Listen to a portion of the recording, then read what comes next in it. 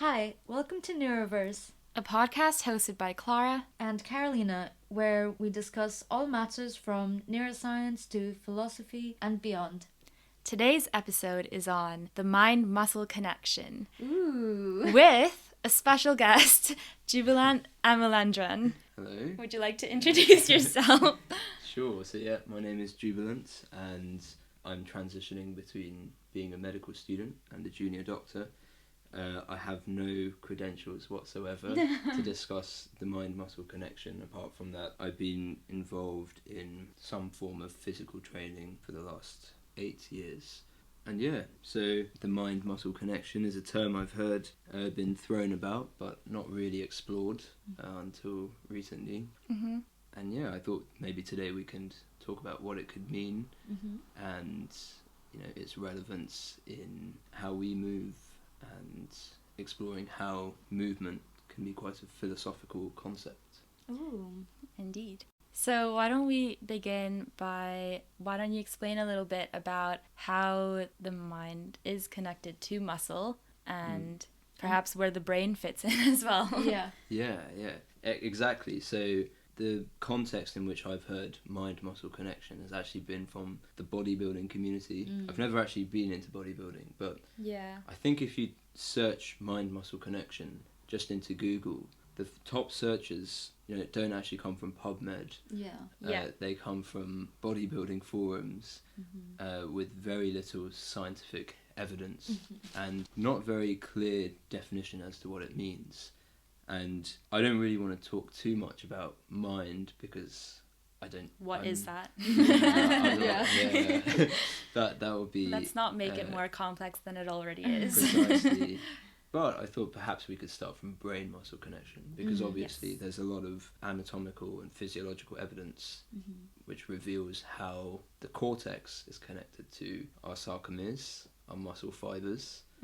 So perhaps... should we go over some basic anatomy for our listeners? Let's do that.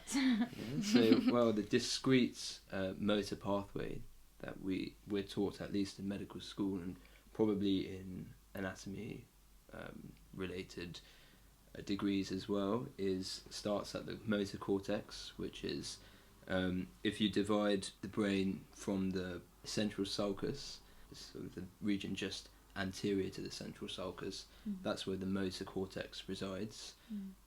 And the motor pathway is comprised of two neurons, essentially, the first and second order, which are respectively known as the upper motor neuron and lower motor neurons.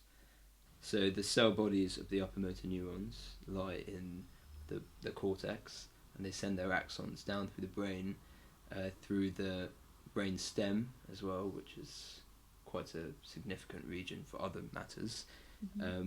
And so we still have the upper motor neuron and its axon, and it travels so far down the spinal cord, and the spinal cord is probably the thickness of your index finger, and it contains billions of neurons. So impressive. Yeah.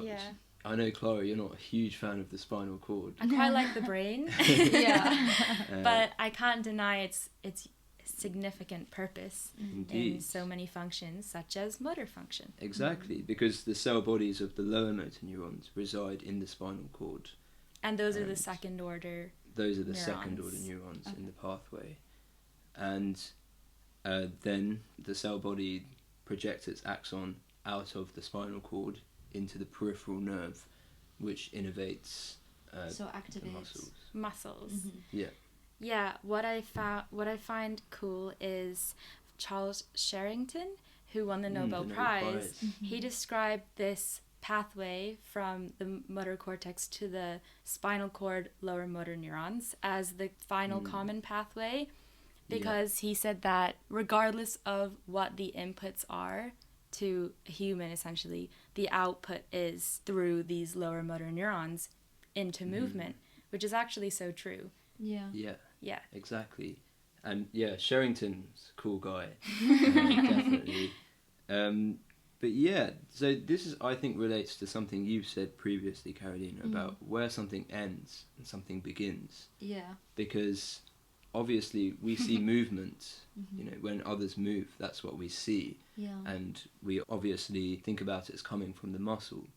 But as you've just alluded to, it really comes from the lower motor neuron, because for a muscle to contract, it needs to receive a signal from a lower motor neuron.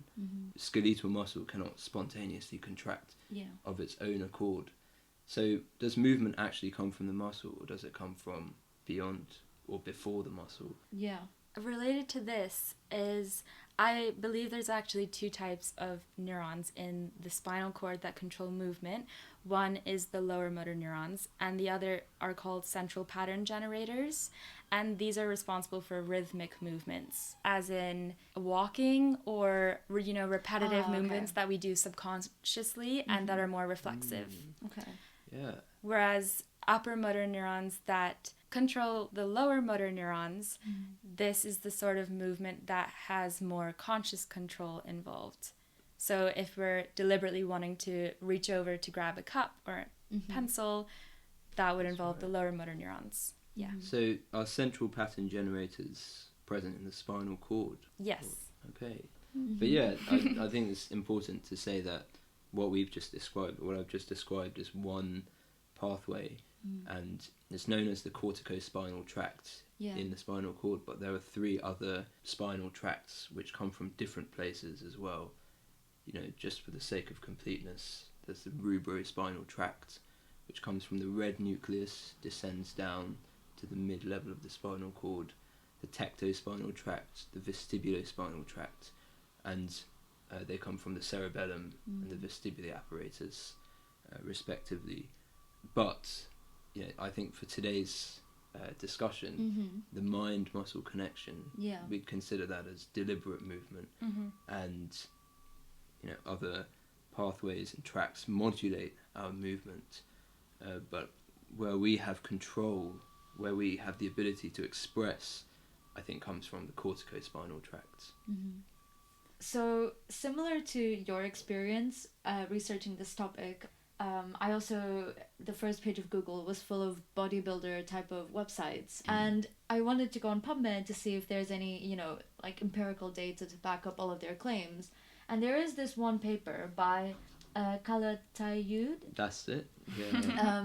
In 2015, where they talk about how by focusing on the muscles while working out, and they use the example of bench press, focusing on the pecs and the triceps, caused a larger electromyography amplitude. So essentially, so more nerve to muscle activity. Yeah.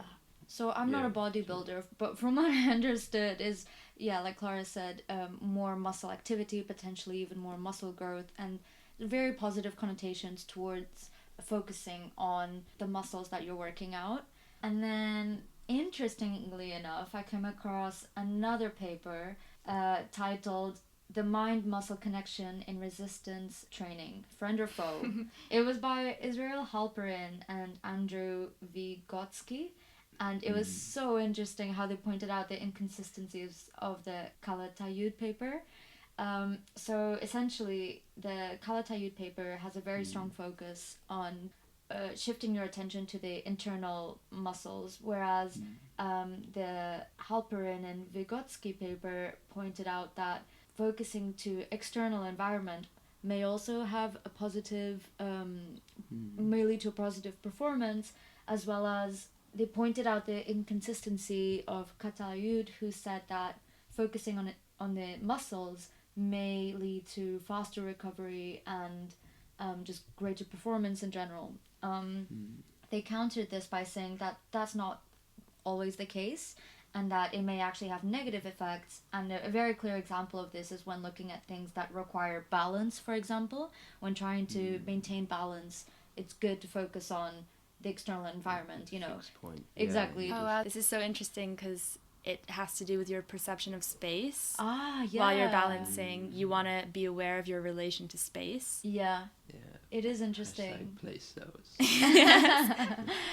Oh, something I want to mention related to this is when talking about balance, I think a key point is that motor control, or the control of our muscles, is not only for really, huge movements or bodybuilding, but also just for the simplest things like posture and keeping ourselves upright. Yeah, I completely agree. And we obviously have been talking about the mind-muscle connection in the context of sporty activities or strength training. Yeah. But it's just as relevant in playing a musical instrument. It's the example I was thinking of. There's a huge degree of physicality to it. And as somebody who plays an instrument, I've experienced times where I've focused on how I play when I practice, compared to focused on the music. Yeah. And both have their advantages. But then I was thinking about it, and actually there's a huge parallel in terms of strength training too, in that movement is a skill, and it's not just something that we do. I think it's less relevant for people who train in yoga or dance, such as yourselves. I think it still plays a role with like muscle memory type of thing, Yeah, but as in, what I mean is when people go to the gym and lift weights, they're just thinking about the weights. Yeah. And they're not, anecdotally, I've seen many people at the gym sort of mindlessly lift weights, especially if they're on their phone, like in between their sets. I just think, if you apply focus and attention to the activity that you're doing, whether it be lifting weights or yoga or dance or practicing an instrument, you will reap more gains. Yeah. And it also, mindful movement makes it a sort of meditation. Yeah. So, yeah. I was gonna, following on from what you said, both of you said, I wanted to also counter this paper countering the original paper. Like you said, exactly, meditation, and how perhaps, focusing on specific body parts is a good way to be in touch with the present. And tying back into top down and bottom up, it's a good way to filter out the external environment and having more control of bottom up processes. For any listeners that haven't listened to our previous episodes, so bottom up is essentially external stimuli entering the body, so it's going up into the brain, and top down is usually internal stimuli, such as recalling a memory. The conscious control of your output. Yeah. Such as movement. Yeah. So even though the Catalunya paper does make a lot of assumptions, I don't think that we can totally dismiss the benefits of focusing on the movement or the body or the meditative practice you're having at the moment or the music you're playing. Yeah. I think attributing focus and attention to specific elements of it can help filter out the bottom-up process, which may in turn consolidate your top-down processes and just have a more mindful and potentially a more solid consolidation of the activity that you're doing. Yeah, it is in a way harmonizing the bottom-up inputs that you're receiving, such as in the case of dance, if you're also dancing with the music, or playing an instrument, producing the music, but also taking it in through your ears, and then the top-down processes of controlling the movements that produce it, and it's uniting the two. Yeah, that's a great point. So there's a paper by Schoenfeld published in 2018, and they actually found that in a resistance training exercise, participants who had what they called an internal focus, which is focusing on the muscle contraction during an exercise, they had greater increases in muscle flexion strength and an increase in the size of the muscle than participants who had what they called an external focus, which is focusing on the outcome of the exercise. But what I found particularly interesting was this was only the case, or the results were only significant for exercises of the upper limbs. So they did the elbow flexion exercise, and but did a leg extension. They did a leg extension one that used the quadriceps, and they didn't find significant differences for this.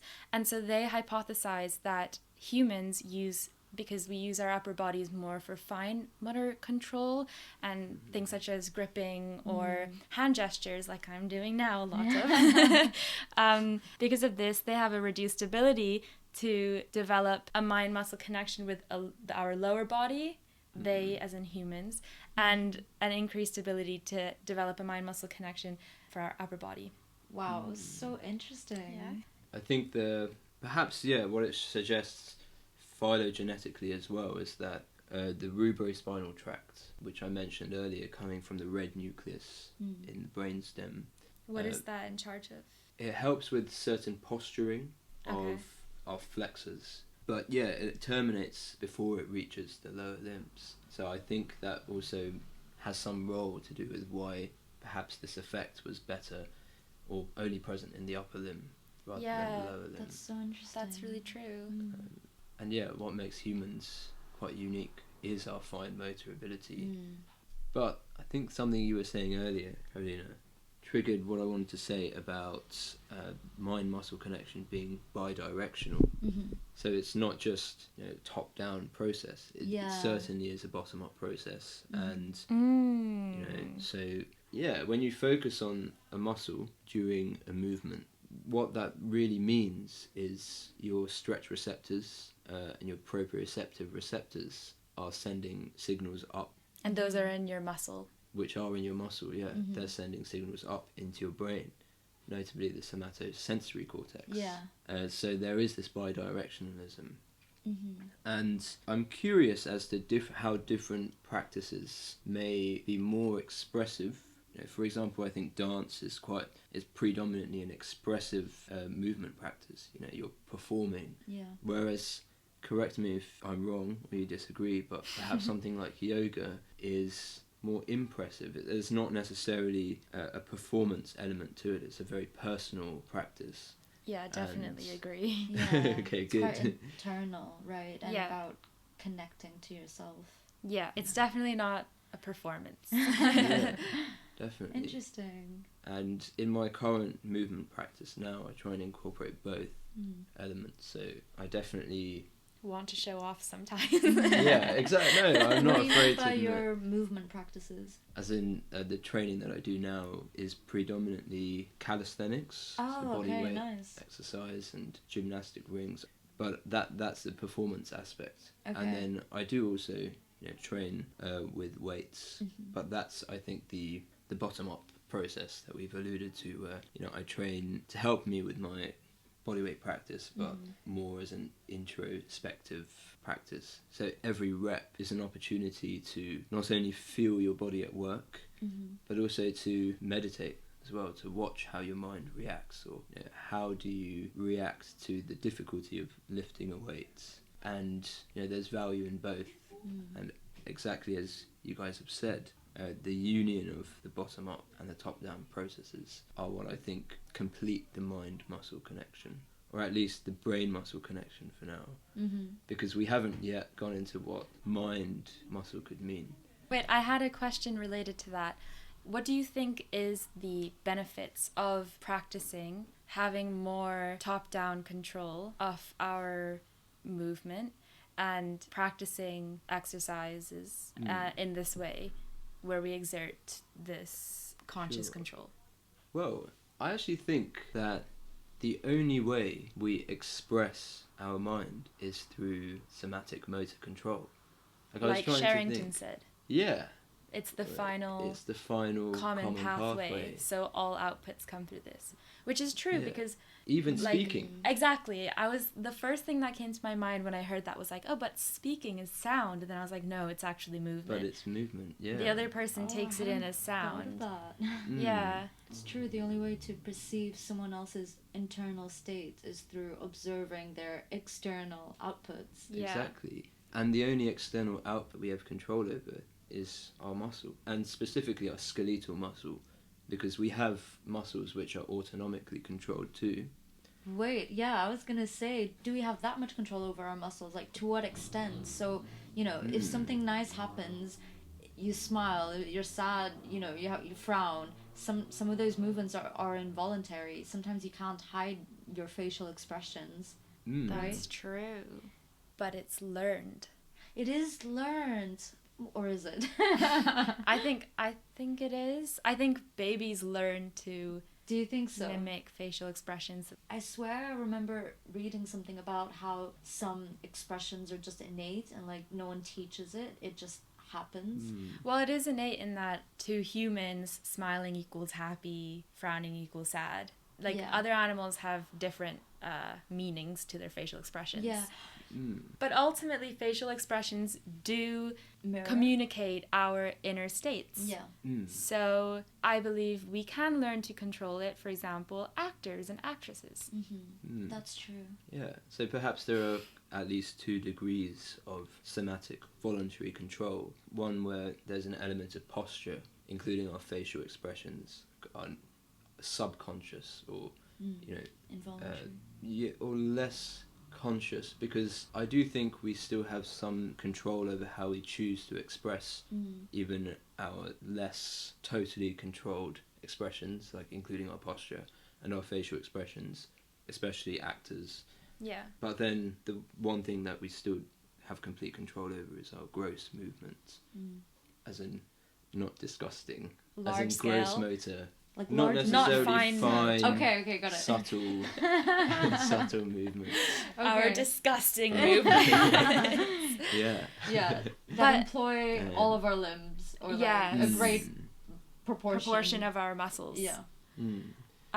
This reminded me that by practicing yoga asana, which is the physical practice of yoga, where you are practicing conscious control of your movement and also just being conscious of what's happening while you're moving and all of that, you're actually increasing your ability to control your inner state as well and your mind. And so, in a way, I don't know, this process of developing your mind-muscle connection, you're also just developing your mind. I guess we've discussed how it is a two-way thing. Yeah. But I feel this is a good way to think about how mind to muscle can also just influence mind itself. Yeah. Yeah. And is this linked to the idea in yoga philosophy that the mind and body sort of this one thing Yes. combined? Through the practice of physical yoga, you do come to realize, or you practice, the unity of the mind and the body. So when you are moving your body, you are in essence moving the mind. Yes, exactly. I feel like That's maybe such a good way to put it, though. I feel like maybe that's a bit of a leap. I don't know if moving your body equals to moving your mind. Moving your body in a conscious way. Yeah, I think there is a great influence, but I'm not sure one equals the other. I'm just wary about using the word equal. But yeah, I suppose the other final thing I wanted to touch on is how we see it in medical conditions as well, in psychiatric conditions, that patients, people with psychiatric problems, often exhibit unusual movement. And there is a spectrum. So in Oliver Sacks's book, River of Consciousness, which I think has been mentioned before, Indeed. Sacks talks about, he quotes Eugene Bloiler, a psychiatrist, describe how his patients move in a catatonic raptus, sort of fluctuating between states of catatonia, which are just immobility and very slow movement, to very sudden, uncontrolled exhibitions of superhuman strength. Not necessarily superhuman, but beyond what would be expected of their abilities. And I think that demonstrates this axis of mind and muscle. What type of disorders did his patients have? I'm not sure, I'm afraid. But I myself have noticed on placement on psychiatric wards, patients with depression, their gait is often unusual. So the way they walk is often quite slow. And again, I just think that shows movement how... is like a reflection of the mental state. Exactly. I was going to use that word. I think that's the best way to put it. It's a reflection. Exactly. And then just one personal anecdote. I know you've sprained your ankle right now, Carolina. Yes. Carolina is currently sitting with a huge pack of ice. I know. Yeah. But when I sprained my ankle 4 years ago, I genuinely became so upset from the immobility. Oh, yeah.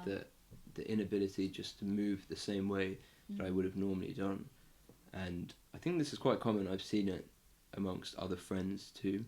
Maybe it should be something we could do a study about the psychological effects of immobility. But how can you dissociate the effect of pain and the effect of immobility? Because after a while the pain goes away. Oh, okay. Oh my god. Okay, so the fact that immobility can lead to feeling more down because you can't do your usual movements and that kind of thing. I actually just remembered something. So they showed that in people who have Botox on their face, it restricts their facial movements. It restricts their the muscle contractions and their facial expressions. And it shows in psychological studies that they become more psychopathic because they are unable to mirror or to express the normal emotive facial expressions. So because they have that inability, they themselves become a bit more like emotionless. So again, that's the way that muscle movement influences the mind. Oh my god! Wow! And also, that is really cool. There's another classic psychological study where I think they asked participants to adopt power postures. Yeah. Oh, yes. I've heard of this. Very classic TED talk. I forgot the name, but I think that's one other example. Yeah. Maybe in a more positive way. You're supposed to look at yourself in the mirror doing a power posture and to enhance Guys, yourself. we actually all are in a power posture right now. Yeah, in our own. Talking. Especially me with my ice pack. I think that's the most powerful one of all. Really empowering. Yeah. I suppose to summarise then, mind-muscle connection is complex and hard to define.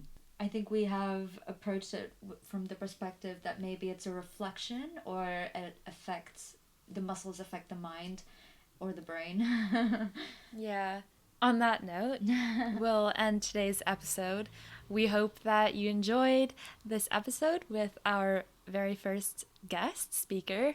Be sure to check out our website for if you're interested in looking at any of the papers that we mentioned. And thank you for joining us, Juby. Thank you, Clara, Carolina.